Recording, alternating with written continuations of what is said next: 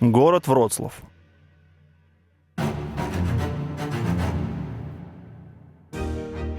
До этого видео мы сглаживали углы и выбирали слова, но сейчас расскажем всю правду и покажем Вроцлав таким, какой он есть на самом деле. Мы обязательно поговорим честно обо всех минусах города Вроцлав.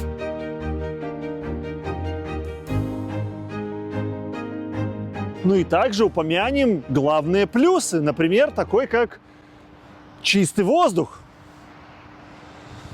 Особенно в районе Беляны. Тут будут эмоции, личный опыт и практическая прикладная информация по городу. Но для начала пару слов для контекста. Мы семья из 4 человек, родом из Беларуси. Уже почти 15 лет в эмиграции. Долго жили в Азии, какое-то время активно кочевали, родили двойню, и вот уже почти 4 года мы живем в Польше.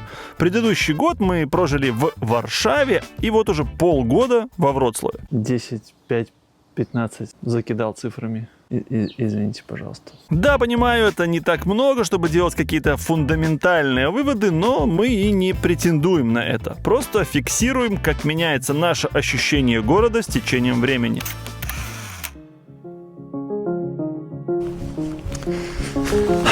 До переезда во Вроцлав мы слышали о нем огромное количество восторженных отзывов о том, что это красивейший город с богатейшей историей и, самое главное, с невероятным контрастом. Настраивайте свои внутренние радары, ощущения. Сейчас будем это все щупать, пробовать через визуал.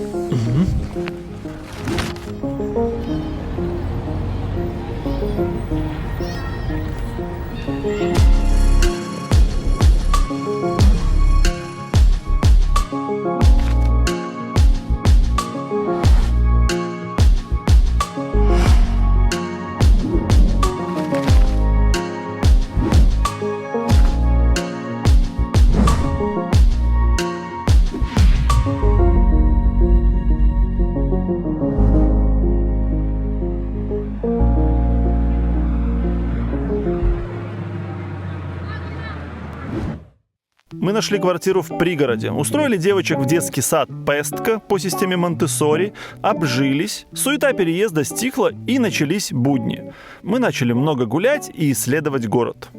Первые впечатления были действительно потрясающие. Архитектура, атмосфера и рельефность города просто гипнотизировали.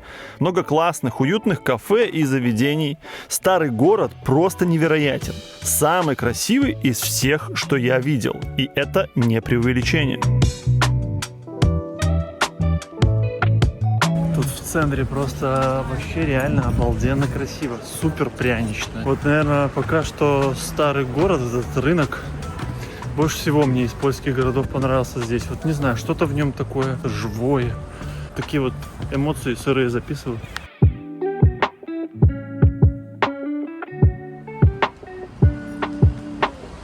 Как вообще ощущается город Вроцлав? На самом деле город не маленький, но есть такое ощущение, что он какой-то супер ламповый, уютный, такой свойский, где все друг друга знают. Мы общаемся с большим количеством иммигрантов с наших стран, и люди реально говорят, что вот знают вот этих ребят, эти знают, тех ребят, эти знают, тех ребят. Пару касаний, очень несложно выйти на кого нужно, вот прям реально как будто бы большая деревня в хорошем смысле этого слова, но при этом в городе все необходимое, как в цивилизованном большом месте, есть. Любые места, мероприятия, концерты, культурная программа, вообще культурная жизнь. Всего достаточно. Потом пришла осень, и мы наблюдали, как город облачается в золотое. И это было очень красиво.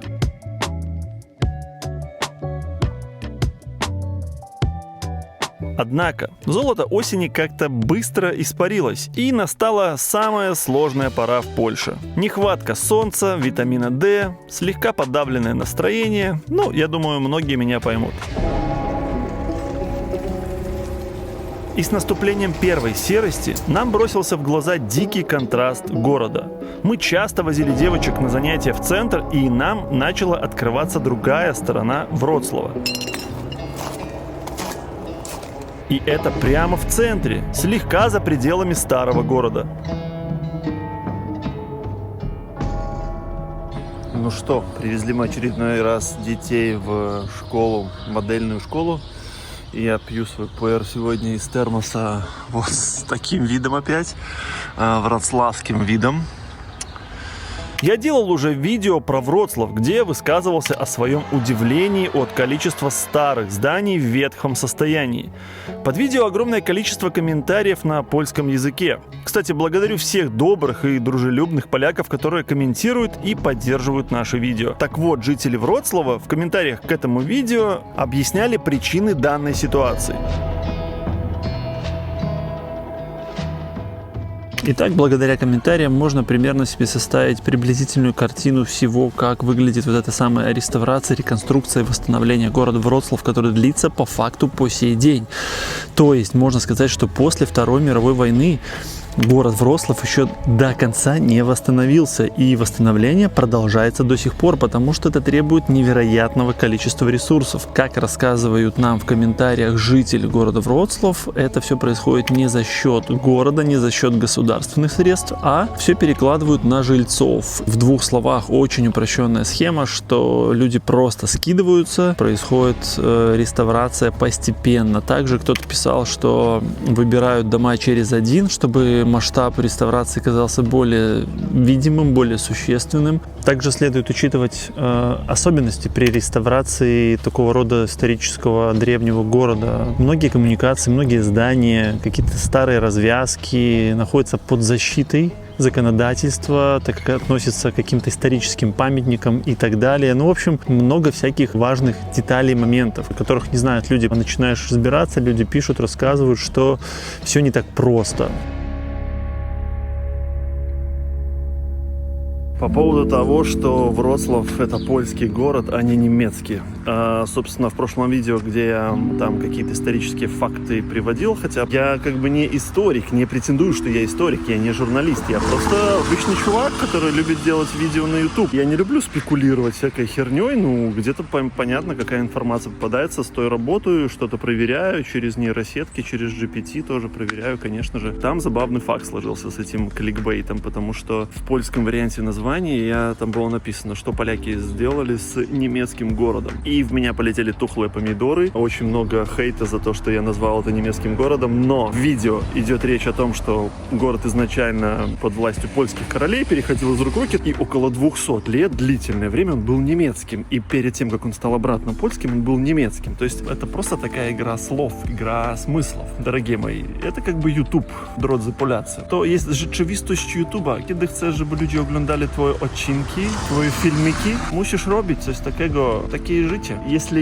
я не буду делать вызывающие эмоции, картинки и названия, просто никто не будет смотреть. Но самое главное, чем ты наполняешь видео. И в видео нет обмана, нет лжи. Тут не моя ответственность. Если люди по названию пишут свои комментарии, то это как бы не моя проблема. Таким образом, город впитал в себя наследие разных эпох, которые, казалось бы, просто не могут существовать бок о бок. Забавный факт, что немецкое прошлое все никак не хочет покидать город, и уже во время реставрации и восстановления города замазывались старые немецкие надписи, но качество всего вот этой немецкой отделки, надписей было такое, что оно годами проступало через закрашивание. Их вроде бы даже называли здесь призраками прошлого. Однако все это живет вместе в облике современного Вроцлава. Вот это вот очень интересная задумка инженерная. Такое здание стоит на тумбочке одной. Интересный прикол.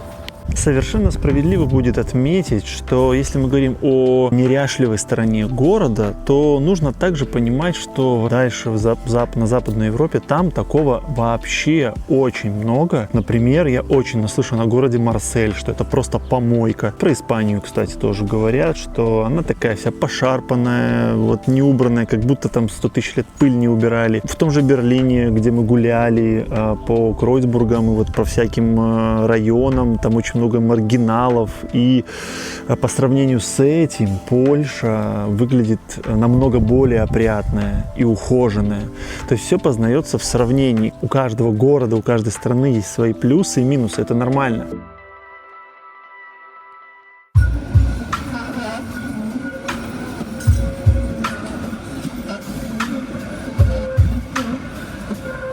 Отдельным моментом я бы выделял дорожное движение во Вроцлаве. Много брусчатки, какие-то проблемы с разметкой, много трамваев и почти все дороги перекопаны.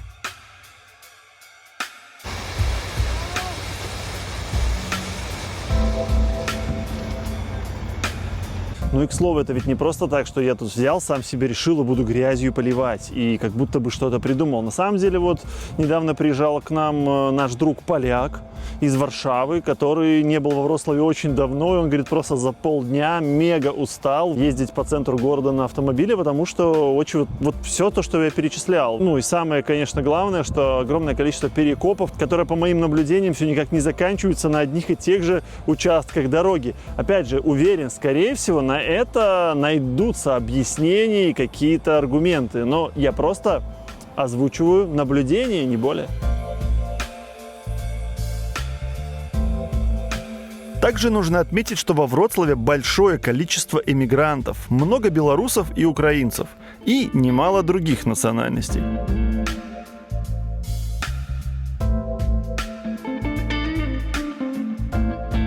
Хочу отметить, что все, кого мы знаем лично, стараются интегрироваться в польскую культуру. Все учат польский язык, бизнесы ведут на польском. Одним словом, все молодцы. И так как нас смотрит немало поляков, интересно услышать их мнение, как они видят ситуацию с эмигрантами, во Вроцлаве в частности.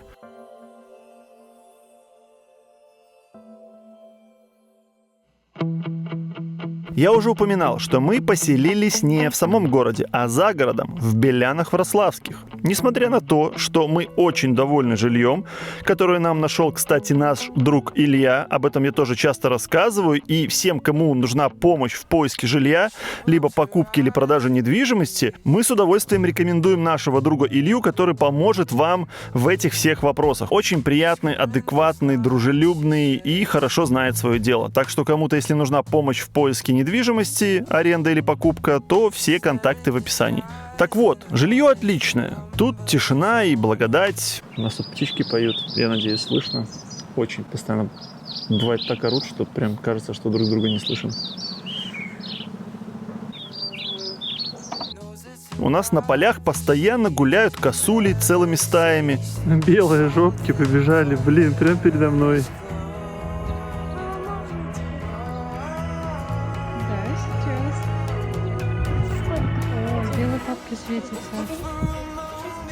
Все необходимое нам — это детский садик и магазины рядом. Но и у этого района тоже, конечно, есть пара минусов. Да, у Белян тоже есть свои минусы. Один из этих главных минусов — это то, что негде гулять. Хотя на самом деле вроде дорожки есть велосипедные. Ну вот, по сути, это одно такое место у нас в Белянах. Вот, как я и говорил, нам не хватает в Белянах какого-то парка, сквера. Вот это единственное место, это вот замок Топач. Тут прудик, он не совсем прям в пешей доступности, он, на машине буквально там до 10 минут, меньше даже. А пешком нормально так идти, больше 45 минут. И, так, чтобы каждый день вышел, прошел, тоже не получится, но хорошо, что есть такое место. Вот мы приезжаем сюда периодически.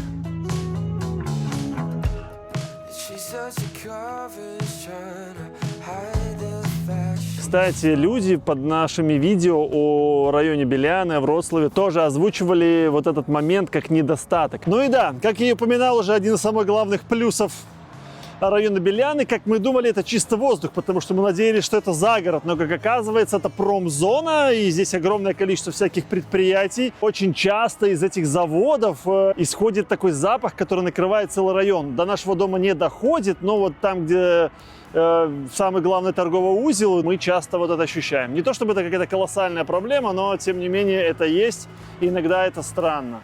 Самая главная проблема с вроцлавскими Белянами, что если у тебя нет автомобиля или ты решил без машины провести время и поехать куда-то в город по делам, то здесь не ходит городской вроцлавский транспорт. Здесь, получается, ходит транспорт из Кобежицы, который заезжает куда-то там, пересаживаться нужно. И, по сути, днем не то чтобы это большая проблема, но вот часто Настя ездит на скейт по вечерам без машины, потому что я забираю детей, везу их домой, и возвращаться ей крайне неудобно. Я ее езжу, забираю туда где-то там или на пересадку, или прямо вообще в то место, где они занимаются.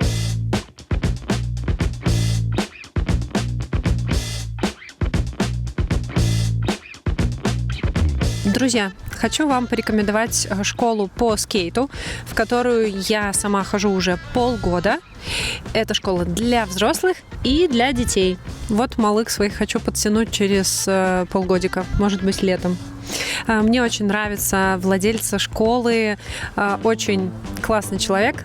Это девушка, кстати, она чемпионка, она уже миллион лет в этой теме, очень опытный инструктор, и это видно прям по всем, кто со мной ходит. Прогресс очень быстрый, и все очень теплое комьюнити, все кайфуют от процесса, поэтому это просто моя такая супер душевная, искренняя рекомендация, если вы захотите попробовать или захотите отдать своих любимых детей. Мама, мы пойдем летом вместе на скейт?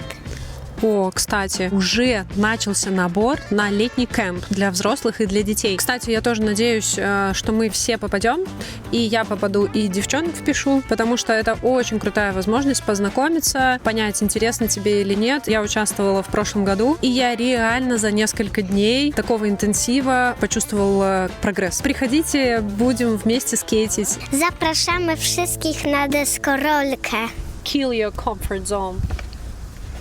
А еще у меня вопрос к долгожителям и местным жителям Вроцлава. Что тут с пешеходными переходами? Вот честно, нигде такого не видел. Ты переходишь полдороги, а вторая половина дороги красный свет. Сперва думал, связано с трамваями и сложными перекрестками, но также это встречается и на перекрестках, где нет трамваев. В чем дело? Расскажите.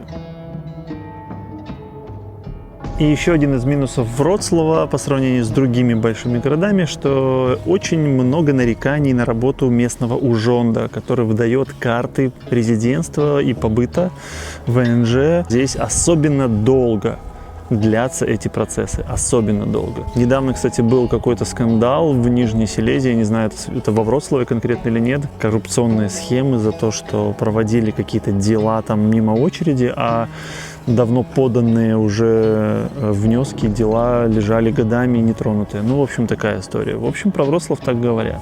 Напишите в комментариях, вы попадали в это или не попадали в это. Короче, я все больше и больше убеждаюсь, что идеального места вот не будет вообще нигде и никогда. Всегда найдутся какие-то свои особенности, которые лично тебе не будут заходить. Такая жизнь. Но мы не те люди, которые фокусируются на минусах. Тут мы вспомнили одну из главных причин, почему мы вообще выбирали Вроцлав для переезда. Это, конечно же, горы и природа Нижней Силезии. Ну, это прекрасно, что такая гора есть буквально в 20 минутах от Вроцлава. Можно подъезжать сюда хоть каждые выходные.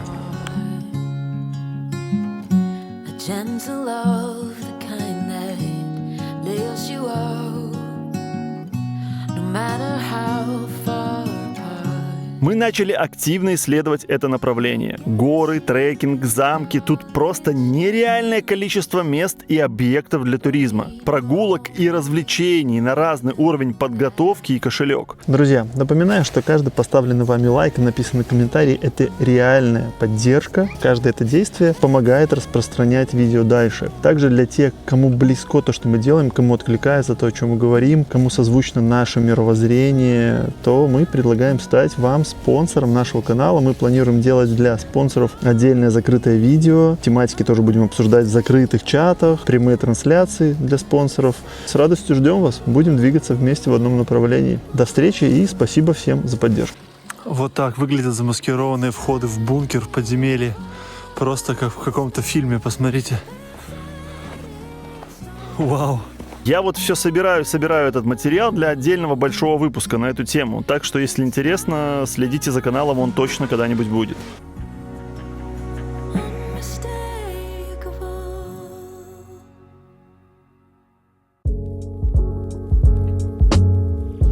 Мы освоились и стали чаще выезжать в центр и продолжаем исследовать город. С каждым выездом влюбляясь в него все больше. Новые места, заведения, музеи и выставки. Каждый без проблем найдет что-то свое по вкусу. не думаю, что есть какой-то смысл конкретно тут перечислять места, потому что их очень много, однако не так много, как в Варшаве. И как по психологии, знаете, самое плохое, когда нет у человека выбора и когда он слишком большой. Так вот, Вроцлав — это как раз-таки та самая усредненная золотая серединочка, где у тебя выбор есть, но он не гигантский. И это классно. Ходим, стараемся сейчас посещать все музеи. Мы даже значимой доли еще не обошли, не попробовали, но хочу сказать спасибо огромное всем подписчикам, которые в нашем телеграм-канале делятся информацией или вот в комментариях говорят: приходите сюда, вот это советуют, то советуют. Детей сводили в музей воды. Приезжал недавно такой музей тела из Германии, там бальзамированные тела людей, то есть анатомию детям хорошо показать, как выглядят легкие курильщика, внутренние органы. Ходили в какое-то кафе, где куча всяких гадов, ползучих, вот этих тарантулы, ящерицы, змеи. Обязательно всем советую подняться на смотровую площадку, на мост Покутниц, который находится между башнями костела Святой Марии Магдалены. Как в бункере в каком-то. Вид на Вроцлав потрясающий, но легенда нам, конечно, не очень зашла, потому что, конечно, средневековые люди были супер дикие.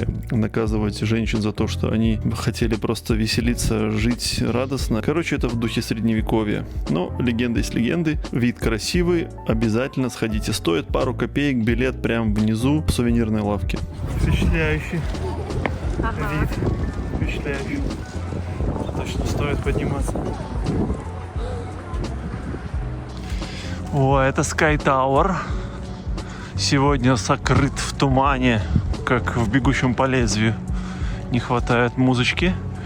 Какое-то время это здание было одним из самых высоких или самым высоким зданием Польши, если я не ошибаюсь, поправьте меня.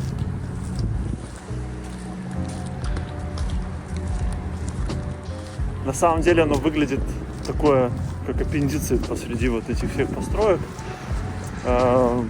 В общем, но, тем не менее, в большом городе должен быть такой бизнес-центр. Куда сейчас без таких зданий? Кстати, как вы относитесь к таким зданиям, напишите. Нужно ли оно или не нужно было бы в Вроцлаве посреди вот всего вот этого. Все эти места мы постим тоже в своем телеграм-канале, просто общаемся там, нам советуют, мы спрашиваем, нам отвечают, мы отвечаем, и все, что больше всего нравится, мы оставляем просто сразу после посещения, фоткаем и тоже делимся с подписчиками в телеграм-канале. Приходите, кому интересно важное общение. Dzień dobry, witamy. Serdecznie zapraszamy wszystkich Was do zabawy i zaczynamy tak. Настоящая зима с морозами и сугробами, как в этом году, это большая редкость во Вроцлаве. И нам очень повезло. Мы продолжали ездить в горы, но уже с санками и лыжами. Дети впервые стали на лыжи, а Лиан вообще только как одела, сразу же поехала вниз с большой горки. Это вообще просто невероятно. Кстати, информация для тех, кто хочет научиться на лыжах и научить детей. Вот в Совьих горах, вот как раз в этом месте, в котором мы уже 5-й раз и на санках, и на лыжах, вот здесь очень хорошая обучающая вот эта вот горочка. Здесь есть такой маленький подъемник для детей.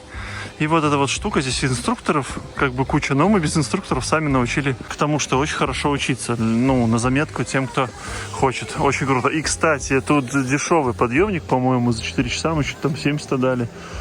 А детский вообще на целый день 30 злотых подъемник, поэтому до 6 лет. Поэтому вот такая информация, думаю, будет полезна. Ну и покататься более-менее уровни тоже там. Это, конечно, я так понимаю, для серьезных лыжников смешно, но тем не менее, если вы там только-только научились, то можно и посерьезнее покататься. Привет, малыш! Ты большая молодец! Боже, первый раз у меня ребенок стал на лыжу, понимаете? Первый раз. Тюша едет. Течка! Давай. Молодец, давай.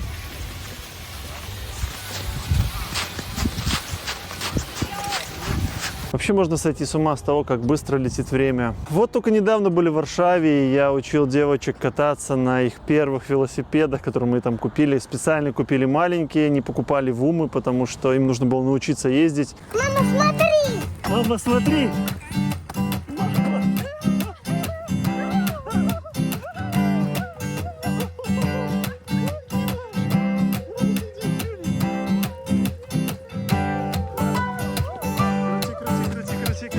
А уже нужно менять велосипеды на большие колеса, на 20-ки.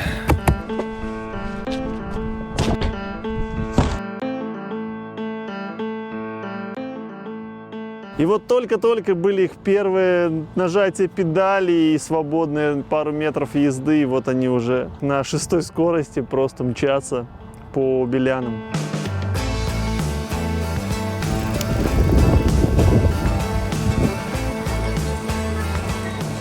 Классненько уже потеплело, хотя еще частенько ветер холодный. Блин, реально немножко стрёмно оставлять вот так вот на парковке. И, кстати, детские на 2 креплю, наш один вот таким мощным этим самым. Но будем надеяться, что возле Икеи не может случиться ничего такого. Тут, наверное, камеры, хотя я не вижу, но... не вижу, есть. Сейчас очень ускоряется этот мир, непонятно, куда он катится, какие-то события вообще просто мега тревожно происходят. Я уверен, что всех нас в той или иной степени накрывают какие-то панические мысли, страх за будущее, за детей. И мы часто делимся, как мы переживаем эти сложные моменты, и наш самый главный инструмент — это просто каждый день пытаться взять себе немножко дня в свою жизнь, потому что никто и никогда не знает, какой день у нас у всех окажется последним. Да, мы пьем наш чай круглый год, осенью, зимой, летом. Меня взбодрит чай глоток. Этот момент big deal, small talk. Утром все суетятся, но я не спешу. Водичку кипячу, гайвань крошу, шу. Это в новый добрый день, правильная дверь. Будем пить пуэр, бро, просто поверь.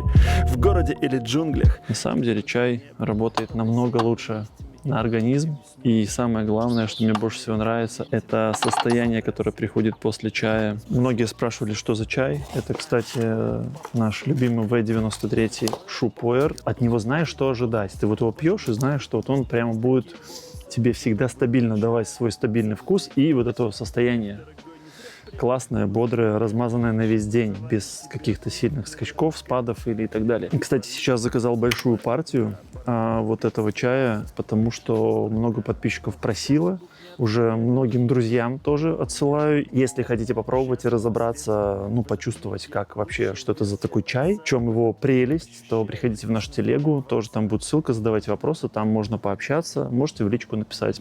Все расскажу. Мы вот в этом процессе находим для себя некое умиротворение. И мы стараемся каждый день взять себе немножечко этого дня, отстраниться от забот, от рутины, потому что с самого утра, просыпаясь с двойней, с маленькими детьми, ты вечно тонешь в этом быту, в этих проблемах. Жизнь современного человека сейчас уже доведена до того, что ты постоянно в этих счетах, в этих оплатах, думаешь, как заработать, как обеспечить и как при этом оставаться рядом с семьей, чтобы не потерять эту нить, чтобы насладиться этим моментом, пока дети еще маленькие. Короче, реально жизнь непростая, можно сказать, у всех. И недавно я делал видео, кстати, про стресс, выгорание.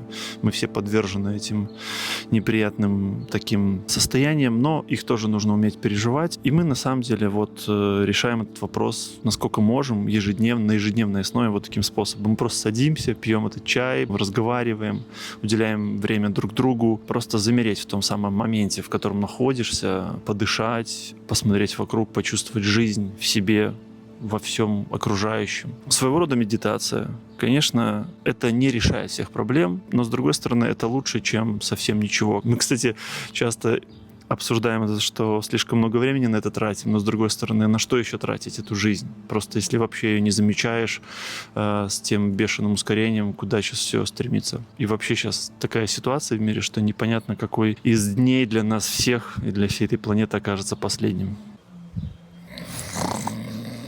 Настя заснула, пока тут зачесываю всякую философскую белиберду. С ума сойти. Просто не могу поверить, что я только что вышел из польской школы, ходил, подавал документы на детей в школу уже. Уже им 7 лет через 4 месяца. Просто вот только родилась двойня, только нас смыло этой волной жизни, и тут они уже в школу идут. Вот так выглядит польская школа. У них тут своя система рекрутации. Тут нужно за полгода подавать и все такое, становиться в очередь. список целых документов. Короче, все это вот мы сделали и уже подали документы. Здесь обязательно по прописке. То есть ты должен быть прописан в этом районе, либо оплачивать там 3 больше месяцев за арендную плату, либо иметь свое жилье, конечно же. Что хотелось бы всем, да? Вот, но вот так вот выглядит школа. Шикарно, да? Хорошая школа. Ну, здесь разные есть школы, и повествовые школы по-разному градируются. Какие-то хвалят, какие-то меньше. Ну вот. Есть у нас некоторые опасения по этому поводу, переживания. Вот, но банально, тупо сейчас не получается, не потянем мы платную школу, которую хотели бы за 2 сразу, потому что ценники космос, плюс аренда жилья. Мы уже перестали оценивать контраст города и перестали искать плюсы и минусы. Приняли его таким, какой он есть. Супер атмосферный, красивый и не идеальный. Собственно, как и все в этом мире. Я уже делал большое видео про поиск дома, там весь наш 15-летний путь эмиграции. Так вот, сейчас мы действительно чувствуем себя дома. Пока мы тут, и нам хорошо. Если придет время и появится причина, мы просто продолжим путь. Но это место, как и все другие, где мы имели честь когда-либо жить, останется в наших сердцах навсегда. Всем мира, добра, умиротворения. Пускай наши жизни будут наполнены спокойствием, миром, добром. Кто, если не мы, будем проецировать в этот мир добро? Хватает тех, кто проецирует в этот мир всякого плохого, злого, негативного. Давайте будем на стороне света, добра. Может быть, как-то это поможет нам и всему миру.